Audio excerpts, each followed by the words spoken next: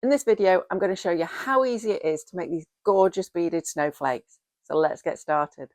The first thing you need is something soft to work off. I tend to use a piece of fabric, and you're going to need one of these snowflakes made of wire and beads. Now, don't get fussy about your beads, and the snowflakes and beads are freely available online. In fact, I've got some links to Amazon in the description below. You're going to want a paper clip to hang it up, and I'm using some round nose pliers, but to be honest, you just need some pliers at some point. So keep watching and see whether you've got get away without them or whether you want to buy some if you haven't already got some. So the design is what you need to decide first, and what I'd say is experiment.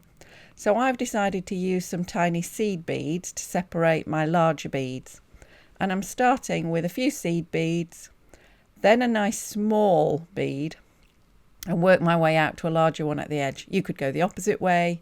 You could use all different colours.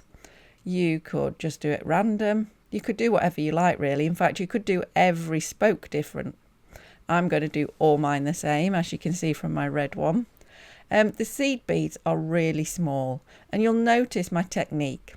Always use your wire against the fabric to just push through the bead. Don't pick your beads up and try and feed them on the end. It's so much harder and takes you so much longer. You'll get quite frustrated. So just take your time, and you'll realise as you're doing this why you're doing it on a piece of fabric. It just stops your beads firing off everywhere and rolling away. Now, once you've finished one part of your snowflake, you're going to curl the end of the wire round. Hence, I like to use the round nose pliers. But if you haven't got any, you could probably do it with some ordinary pliers that have a narrow end. And sometimes, even with the round nose pliers, you don't get the circle all the way around. You can just use some ordinary pliers just to close it up. All that matters is that your beads do not fit off the end. And what I would say is one of the ends needs to be a decent circle because you're going to use it to hang your snowflake. So we've got one, and we're just going to keep going. So for me, I'm going to repeat the pattern. For you, you might do something completely different. It's entirely up to you.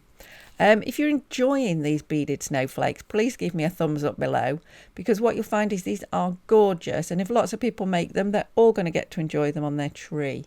And another idea is that you can actually attach these to your parcels, decorate your parcels beautifully, and actually be gifting the recipient a nice little Christmas tree decoration.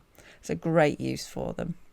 So just keep going, and then when they're all done, you've got a snowflake. And all we need to do is work out how we're going to hang it up, and that's where the paper clip comes in. Just open your paper clip up so it looks like that S shape. Hook one end through one of the rings on your snowflake, and then use your pliers just to close it up. If you don't close it up, it'll keep falling off. So I just close it up, and then away you go. You can hang it on your tree, and you can hang them all on your tree. So here are some hung on a tree for me. Enjoy making your beaded snowflakes.